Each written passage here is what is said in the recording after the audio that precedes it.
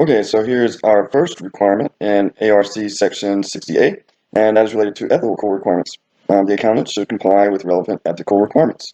And that's a pretty big statement there, but fortunately for us, down in the explanatory material, they have some more explanation of what this means. So let's go down to that section. Okay, so here we're in the ethical requirements, the explanatory material related to those ethical requirements under SSARS, and it says that we are supposed to follow the ethical requirements of the AICPA's Code of Professional Conduct, also our rules of state boards of accountancy, and other regulatory agencies that are more restrictive. So whatever state you're in, you need to follow their board rules. And regarding the AICPA's Code of Professional Conduct, we have a list of the ethics principles here, and those are responsibilities, public interest, integrity, objectivity, and independence, due care, and scope and nature of services. So let's go over to the AICPA's Code of Professional Conduct and take a look at each of these to make sure we understand what they all mean.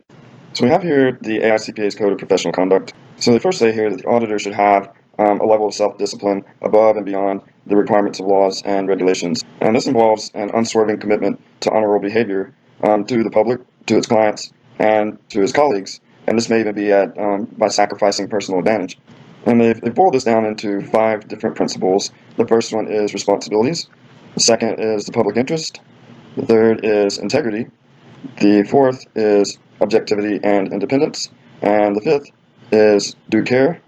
And the final is scope and nature of services. So let's go through these one by one and get an idea of what they mean. So responsibilities is the requirement for the auditor to exercise sensitive, professional, and moral judgments in all of his activities. And so these responsibilities boil down to a responsibility to the art of accounting, to maintaining the public's confidence, and carrying out the profession's special responsibilities for self-governance. And all of this should enhance the traditions and reputation of the profession. So next we have the public interest.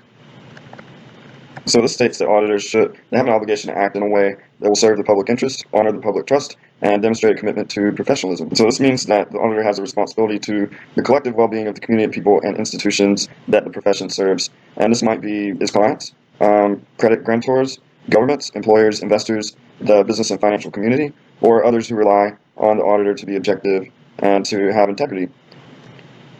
So next we have integrity. And this means that when making decisions, the auditor should do the thing that is right and just.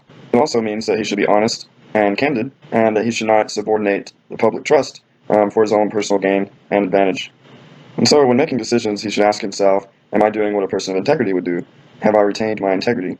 And this also requires a member to observe the principles of objectivity and independence and of due care, which we will discuss next. Now we have the objectivity and independence. And so this means he should maintain objectivity and be free of conflicts of interest in discharging his responsibilities. And this is not only an independence of fact, but also an independence of appearance. And in doing so, he should be impartial, intellectually honest, and free of conflicts of interest. Next, we have due care. So this means that a member should observe, or an auditor should observe the profession's technical and ethical standards. He should strive continually to improve competence and quality of services, and should discharge professional responsibility to the best of his ability. And this basically boils down to a quest for excellence. And the 2 components of this due care are competence and diligence. So this competence means that the auditor should continually try to educate himself and gain experience, and should continually strive for mastery the work that he's doing in his profession, and this continues throughout his professional life. So by continually gaining this understanding and knowledge, he should be able to render services with facility and acumen. And there also may be circumstances where his knowledge and experience may be limited in a particular area, and he should be humble enough to consult with more experienced people or to refer that service to someone who is competent in it. And also, members should be diligent in discharging their responsibilities to clients, employers, and the public. This means that they should render those services promptly and carefully. They should be thorough, and they should observe applicable technical and ethical standards. And finally, we have the scope and nature of services. And so this says that the auditor should observe the principles of the Code of Professional Conduct and determining the scope and nature of the services that he's going to provide. So this means when he is considering accepting an engagement, he should ask himself, would he be acting in the public interest? Would he be acting with integrity? Would he be able to be objective and independent? And would he be able to act with due care? And so if he is not able to meet each of these requirements in relation to that engagement, he should not perform that activity. And some of the ways that he can accomplish each of these principles are to practice only in firms that have in place internal control procedures to ensure that services are competently delivered and adequately supervised. He should also only participate in engagements where there's no conflict of interest in the performance of that activity. and he should only perform an activity that's consistent with his role as a professional. Okay, so now we're back in the explanatory material of ARC Section 60A, and we just looked at the Code of Professional Conduct regarding each of these ethics principles. So let's continue on in our discussion of our ethics requirements. It reiterates the due care principle here that says it requires us to discharge our professional responsibilities with competence and to have the appropriate capabilities to perform the engagement and to enable an appropriate accountant's report to be issued. So aside from our individual ethics through each of these principles, the firm also needs to have a good system of quality control. And the AICPA has written QC Section 10, a firm system of quality control, to help us design, establish, and maintain that system for our engagements that we perform in accordance with SSARS.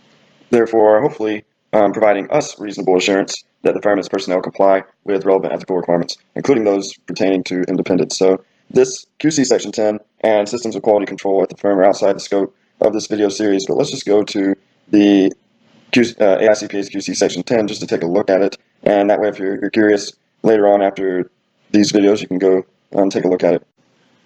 And we will type in this IP address here.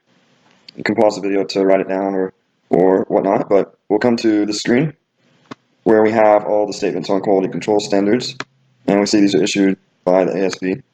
And they only have one standard, and this is a QC Section 10. So we can click on QC Section 210, and it brings us to a document just like what we've been looking at in AUC sections, only this will be discussing quality control procedures. So let's click on that now. Here we have QC Section 210. You see it looks a lot like the AUC sections that we've been going through. And they've got some introductory material, some objectives, some definitions, and requirements.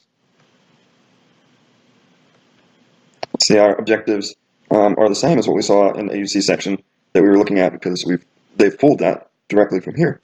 So let's get a high-level understanding of quality control policies as relevant to this particular section. We see that this lays out the elements of a system of quality control. So they boil it down to 6 areas, and that's the leadership responsibilities for quality within the firm. For instance, the tone of talk, relevant ethical requirements, acceptance and continuance of client relationships, human resources, engagement performance, and monitoring.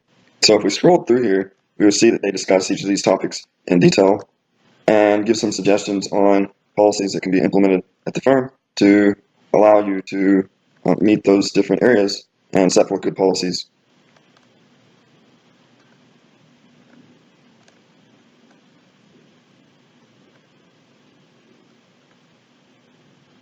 And then just like the AUC sections, they have other explanatory material where you can get some more color on the particular rules.